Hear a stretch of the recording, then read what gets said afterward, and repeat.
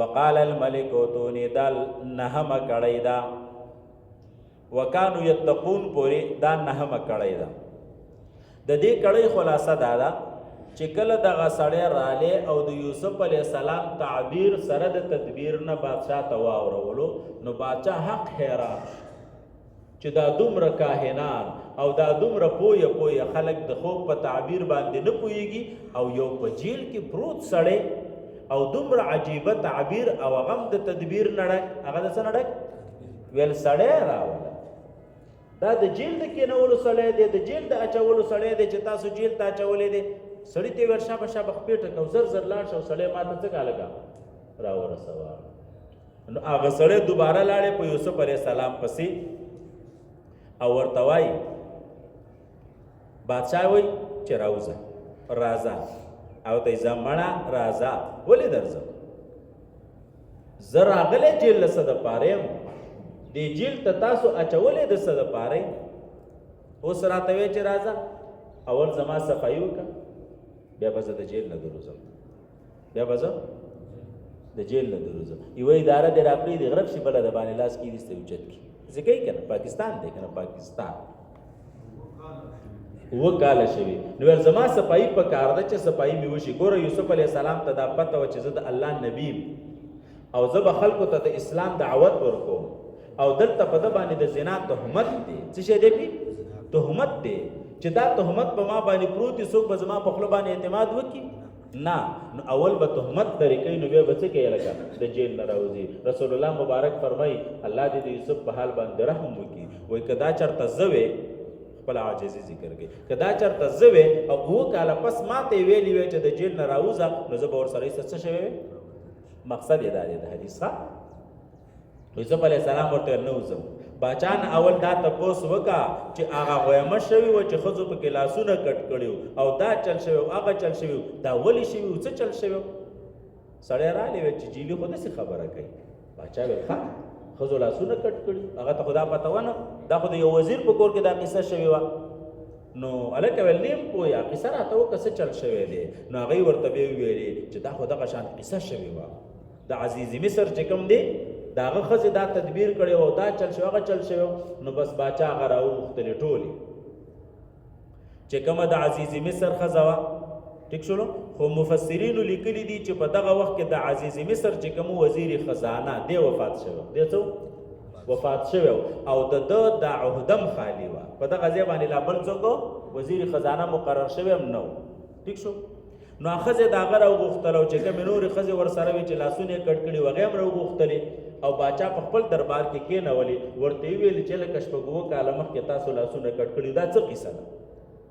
بس ښځو خو د باچا مخې ته روب پې رالی که نه بس ویل دا خو دغه شانته یو ترتیب جوړ شوی او یو پلانینګ جوړ شوی او یو بېګناه سړی پکې راغلی و نو ویل ښه هغه سړی وی ښځو ټول وویل نه ویل هغه خو دومره پاک وویل سمه فرشته وه نه زنا کړې نه د زنا اراده کړې نه د باچا د کور بې عزتي کړې نه د هغه ښځې ته په سپک نظر باندې کتلې دي بالکل هېڅ قسمه ګناه جرم یې نه دی کړی نو چې د نورو ښځو دا ګواهي ورکړل نو زلیخا هم څه شوه لکه راګویا نه شوه هغې هم ویل چې او بالکل دقه شانته ده مطالبه هم ترې ما کړې وه کمیس هم ترې ما شلولی و دعوه پې بېرته ما کړې وه او جیل ته ما اچولی دی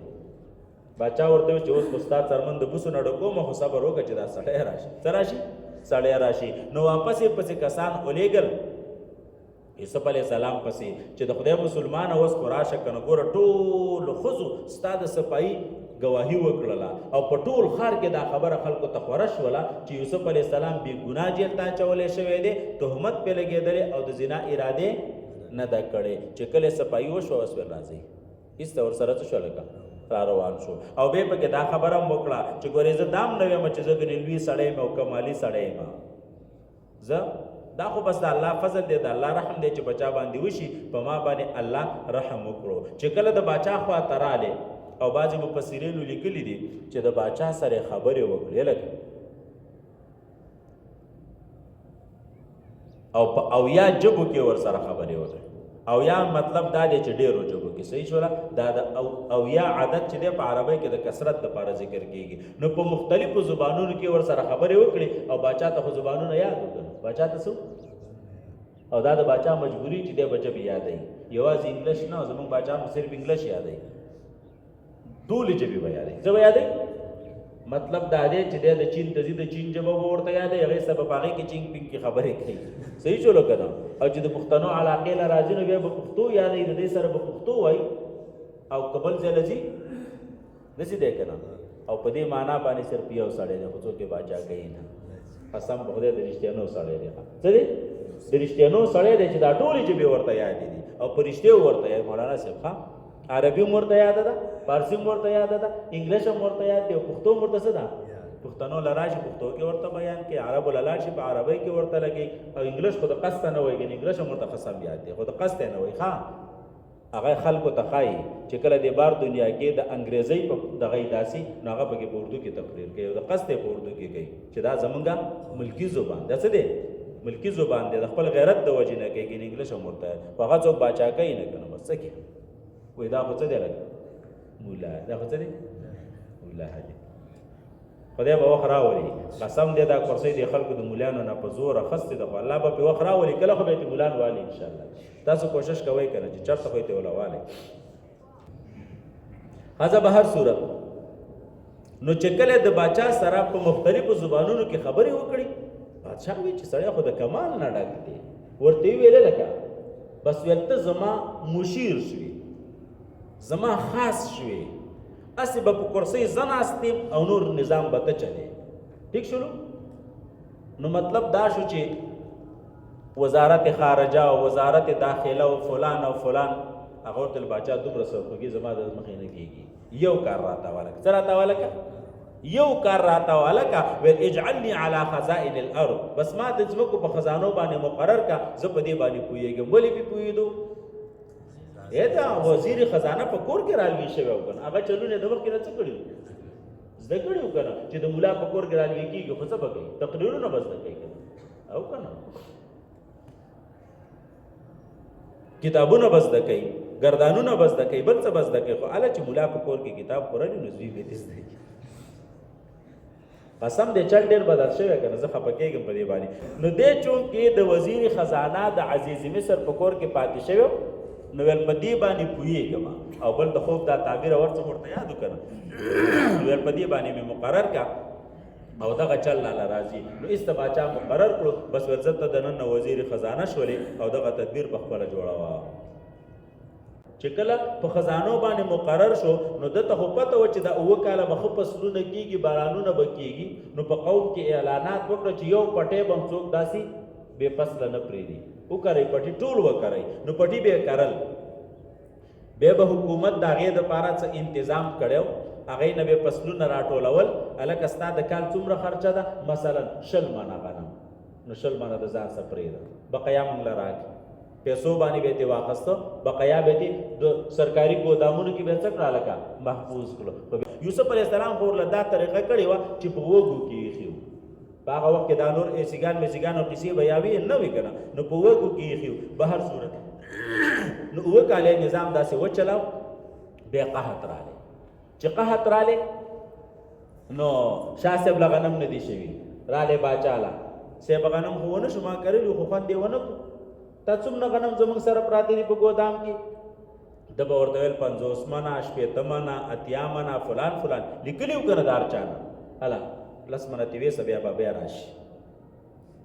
نو دله به هغه خپله خرچه هم بېرته ورکوله، او چې کوم به سیوا کېدل نو هغه به په نورو علاقو په اطرافو باندې په قبایلو باندې په ملکونو باندې څه کول؟ خرڅول. حتی چې د دې قحط اثر لاړې د یعقوب علیه السلام علاقې ته ورسېدو او هغه مجبوره شلو خوراک ته. نو یعقوب علیه السلام هم خپلو زامنو ته وویل چې لاړ شئ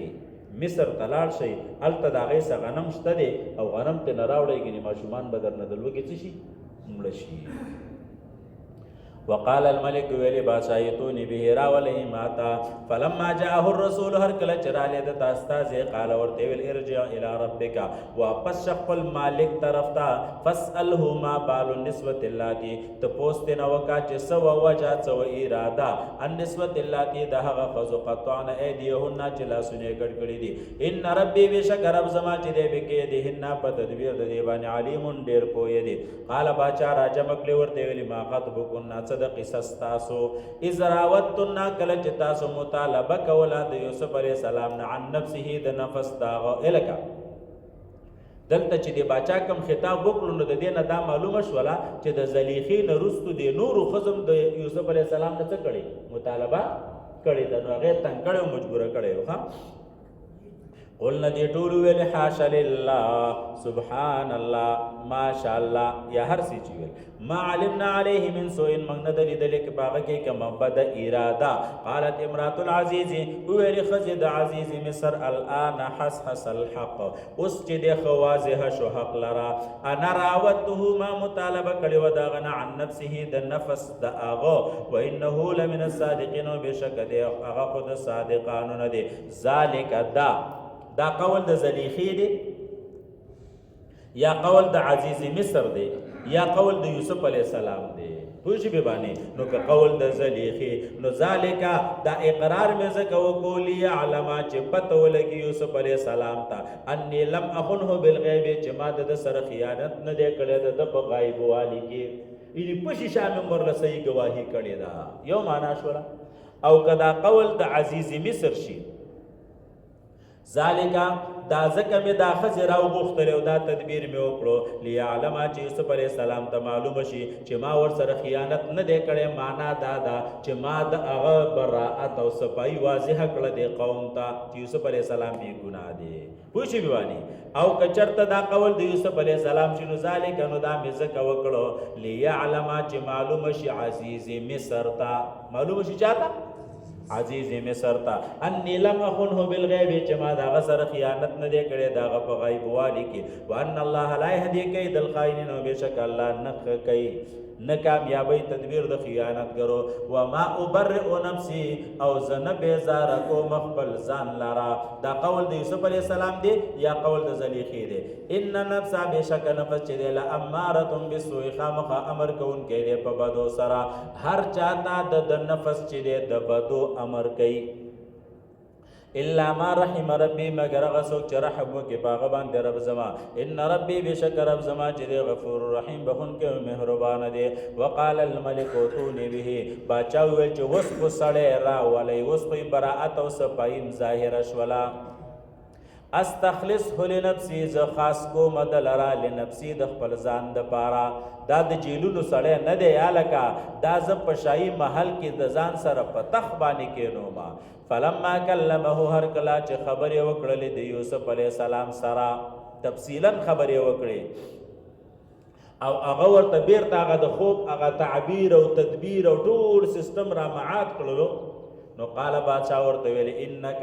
الیوم بشک ته چې نن ورځې لدینا زمون سره مکینون د لوی مرتبه والی امین او امانت دار پتا باندې اوس زمون غټ اعتماد پیدا شو قال د ورته لجعلنی علی خزائن الارض وګرځوي مال رب خزانو د زمکه باندې الکا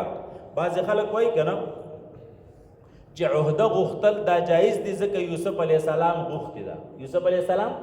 حدیث کې راځي چې تاسو عہدې د ځان دپاره مه غواړئ ولې که ته عہده غواړي او تا ته حواله شوله الله به در سره مدد نه کوي خو که ته نه غواړي او درلې درکړه بیا به د الله څه کوي لکه مدد کوي نو دوی بیا وایي چې یوسف علیه السلام عہده غوښتې وه نو ځکه موږ هم غواړو نو تاسو به وایي چې یوسف علیه السلام عہده غوښتې وه خو ولې غوښتې وه د سخت مجبورۍ نه مجبوري څه وه نو مجبوری داوا چې په دغه وخت کې په دغه خلکو کې د دې کار په تعبیر او تدبیر باندې د یوسف علیه السلام نه څوک هم نه پوهېدله بالکل به نور څوک نه پوهېدل نو ځکه یوسف علیه السلام مجبورن که یوسف علیه السلام دا عہده نه وی اخیستي او داسې پرېښی وی او بل څوک دا وزیر جوړ شوی وی نو داسې نظام به چلېدلی وی 14-15 کاله نه یا لکه